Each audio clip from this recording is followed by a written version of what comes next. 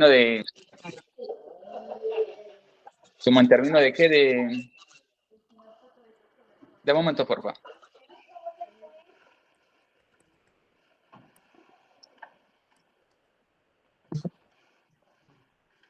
Como en términos de preguntas, esa toda entrevista, y ya prácticamente lo que me enviaste en la entrevista. Ok. Vale. Tenemos 45 minutos, ¿sí alcanzamos? Voy a hacerlo lo más rápido. Vale, listo. Después de este caluroso saludo. Sí. Bueno, voy a iniciar, doctora. Entonces, voy a hacer presentación y empezamos. Ok, vale. Bueno.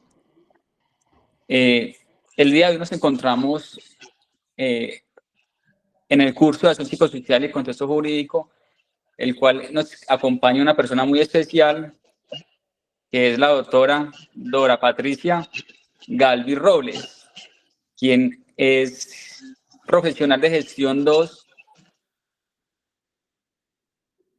de la Fiscalía General de la Nación de la ciudad de Pereira.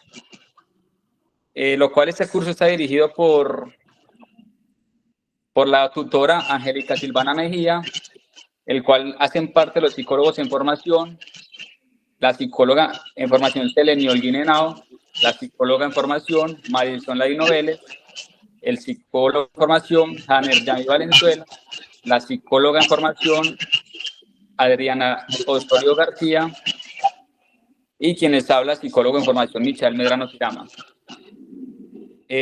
Extenderle la invitación, gracias a la doctora por este espacio que es demasiado valioso para nosotros y preguntarle cómo está, doctora.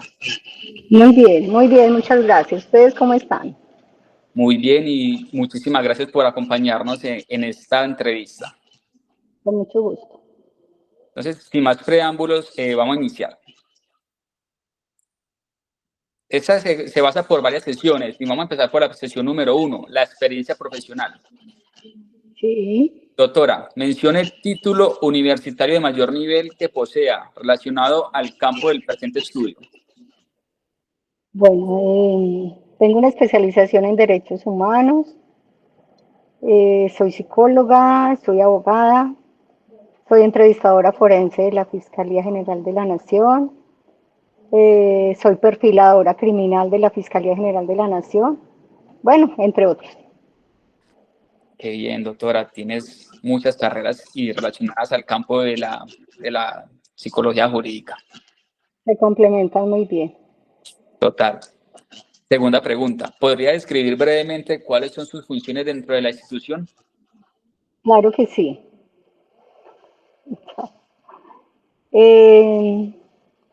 Bueno, en este momento me encuentro en un área del CTI que se llama CAIBAS, que es el Centro de Atención Integral a Víctimas de Delitos Sexuales, y específicamente mi labor es entrevistar a los niños y niñas que han sido víctimas de algún delito sexual. Esa es tu mayor labor dentro de la En institución. este momento, actualmente me desempeño como entrevistadora forense. Perfecto, doctora. ¿Cuáles han sido los principales desafíos que ha enfrentado en su ejercicio profesional tratar con víctimas o agresores? Bueno, especialmente con víctimas porque realmente el tema de los agresores es más del lado de fiscales y ya dentro de su proceso pues hacen todo el proceso que tiene que ser con agresores. El mayor desafío en este campo, el impacto emocional, sobre todo escuchar los relatos traumáticos de las víctimas, especialmente en casos de abuso sexual, violencia intrafamiliar, donde se requiere primero pues empatizar de alguna manera sin involucrarse con las víctimas. Eso requiere un equilibrio entre la práctica y el trabajo profesional.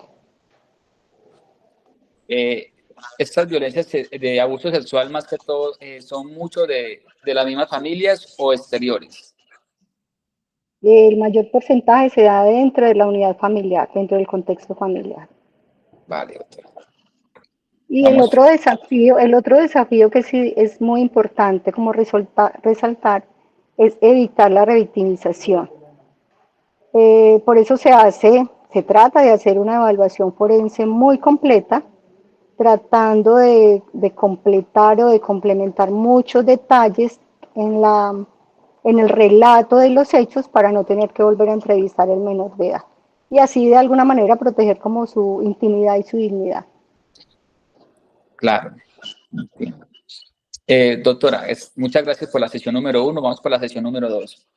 Okay. Procesos con víctimas. ¿Cuáles son los procedimientos establecidos en su institución para brindar atención a víctimas de delitos?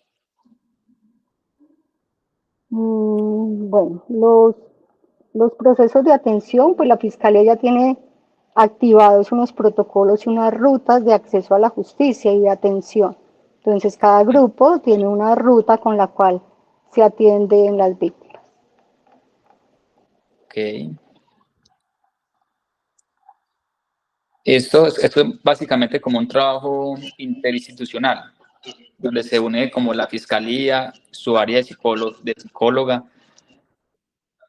Bueno, esto hace parte de la atención integral que se le debe dar a las víctimas dentro del proceso de atención, ¿sí? Entonces, por eso te digo, cada grupo tiene una ruta de atención para el tipo de delito que amerite pues ese tipo de atención. Hay asistencia a las víctimas, hay asesorías, hay, bueno, otros grupos más de otro delito, ya integran una reparación integral, vinculan dentro de un mecanismo a otras instituciones para que estas personas sean atendidas y así. Perfecto. Gracias, doctora. La siguiente pregunta. ¿Cuáles considera son los principales obstáculos que encuentra al trabajar con víctimas en términos emocionales, legales o sociales? Eso es todo un semestre de estudiar eso. ¿Cómo me preguntan eso? A ver, obstáculos realmente hay varios. Hablamos de unos obstáculos emocionales, unos obstáculos legales, unos obstáculos sociales. Entonces es como un cúmulo de ciertas circunstancias que a veces obstaculizan esa misma atención integral que pretende la entidad. El obstáculo emocional, uno de ellos es la revictimización. La víctima tiene que hablar de lo que le pasó en varias entidades que hacen parte de la ruta, ¿sí? Hay unos obstáculos legales, lastimosamente, porque a veces los procesos son lentos, entonces la gente espera más rapidez, más atención por parte de la entidad y pues no es posible. La falta de personal es un obstáculo muy grande dentro de la entidad.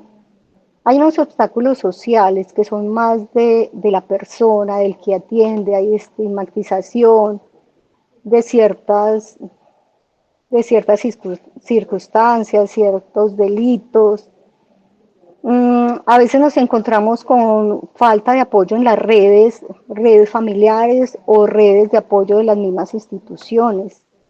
Entonces, si ves que hay varios obstáculos que no nos permitan de pronto hacer esa atención integral que se pretende. Doctora, algo que me genera curiosidad es la carga emocional que devengan ustedes, los profesionales, cuando atienden a una víctima, un niño, una niña que ha sido víctima de abuso sexual y Sí, tiene que cargar con ese peso, de ese dolor emocional de ese niño o esa niña. sí. Eso se convierte como en un obstáculo. El impacto emocional de la narrativa de estas víctimas dentro de cada uno de los procesos es muy diferente en cada una de ellas. Y obviamente, por obvias razones, somos seres humanos, pues tenemos que cargar de alguna manera con esa, con, con esas historias que afectan emocionalmente, obviamente, a las personas. Pero ahí es donde está también como la profesionalización del servidor y la capacitación y la forma como active también de alguna manera esa autorruta que debe manejar para esa atención. Perfecto. Gracias, doctora. ¿Qué estrategias implementa para garantizar que las víctimas reciban un acompañamiento integral y afectivo? Bueno, la entidad como tal, pues como te dije anteriormente, tiene varias estrategias donde se implementan las rutas que garantizan que esas personas reciban una atención, un acompañamiento integral. Eso suena muy bonito, en teoría. Sí. ¿Listo? Eh, estas rutas se pretende que se implementen a nivel territorial, o sea, que donde haya una fiscalía exista ese mismo tipo de ruta. Nos hemos dado cuenta que pues cada seccional tiene una manera de cómo atender las víctimas, pero pues la idea es que se atiendan, ¿cierto? Sí. Primero con un enfoque diferencial, porque todos sabemos el tema de género, pues hay que tratarlo de manera diferente. Hay que coordinar entre las entidades cómo es la atención integral de estas personas, cómo es la parte administrativa, cómo es la parte judicial, en fin, ¿listo? Yo pienso que esas son las estrategias y se ha ido trabajando en eso, se han creado comités, se ha articulado con, con varias entidades y a nivel territorial también. La idea es que a nivel nacional se atiendan las víctimas de la misma manera. Pero como te digo, pues cada seccional tiene como su forma de atender a las víctimas. ¿Qué es lo importante aquí? ¿O cuál es la esencia? Que a la persona se atienda y que se le dé una atención integral. ¿Listo? Vale, doctora. Muchas gracias. Vamos para la siguiente pregunta. En su opinión, ¿cuáles son las principales áreas que se debe mejorar en la atención y protección de víctimas dentro de su institución? Áreas a mejorar. Áreas a mejorar. Bueno, eh, pienso, pienso que los tiempos de respuesta que amerita, o sea, que necesita la sociedad, que se le dé respuesta a su denuncia o a la situación que en ese momento esté expresando. Listo. Esa es como eso es como que lo que espera la sociedad, ¿cierto? Que sea una respuesta oportuna a su denuncia. Eso hay que mejorarlo. Hay que mejorar, obviamente, la cobertura. Claro. Nosotros que estamos aquí en las ciudades, pues tenemos todos los recursos y las personas pueden de alguna manera acceder a la atención. Tenemos territorios donde no existe este tipo de atención. Se deben desplazar a, a las cabeceras o a las ciudades y tú sabes que hay unas situaciones tanto económicas, de seguridad, que no permiten a la gente. Entonces la cobertura es muy importante en ese sentido, que se debe mejorar. Y obviamente la coordinación institucional, yo pienso que hemos avanzado mucho en ese tipo de situaciones, pero todavía nos falta. Que devengan una respuesta de las demás instituciones como ICBF, Comisaría de Familia. Claro. Comisaría de Familia, sector salud, sector educación y pues nosotros que somos sector justicia. Muchas gracias. La sesión número 3, procesos con agresores o responsables. No Pues sé como te si... dije anteriormente, el tema de los agresores ya hace parte como de los despachos fiscales, Sí, que son los que hacen todo el proceso con los indiciados, y luego los imputados y por último los condenados, que ya hacen parte de la rama judicial o de los juzgados, que pues como que ya tienen esa labor de hacer el proceso con ellos. Entonces, no te podría dar mucha información sobre este tema porque no lo conozco. ok. Vamos para la sesión número 4, doctor. Colaboración interinstitucional y equipo de trabajo.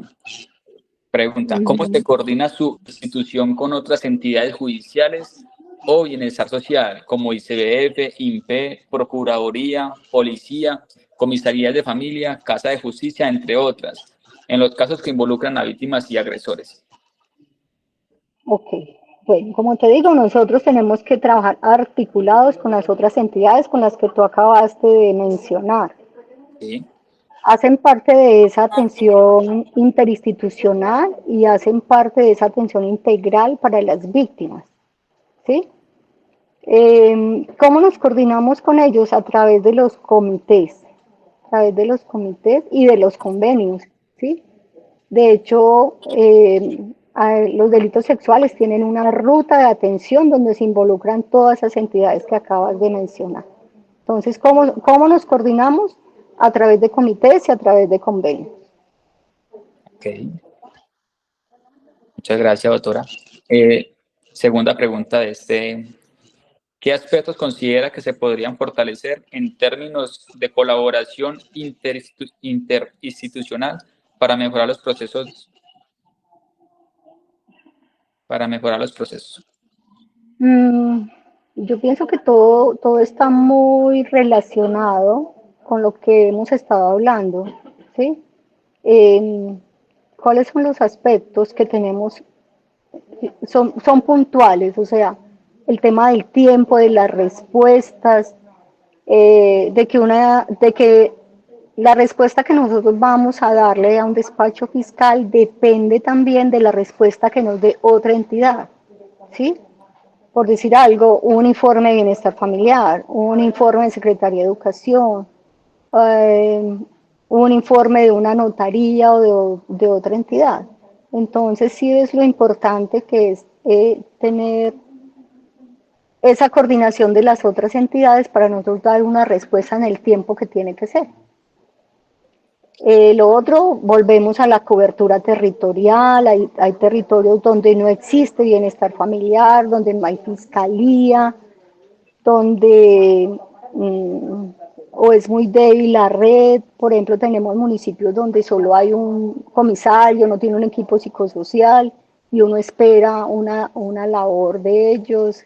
Entonces, el tema de la cobertura también es un aspecto que hay que considerar ahí. Eh, el tema de la capacitación, hay que fortalecer mucho porque a veces parece que habláramos en diferentes idiomas, ¿sí? De hecho, hay territorios donde desconocen que hay una entrevista forense, que al niño hay que el niño no lo pueden entrevistar los policías o otras personas, que tiene que ser una entrevista especializada. Entonces yo pienso que también el tema de la capacitación es algo que hay que mejorar.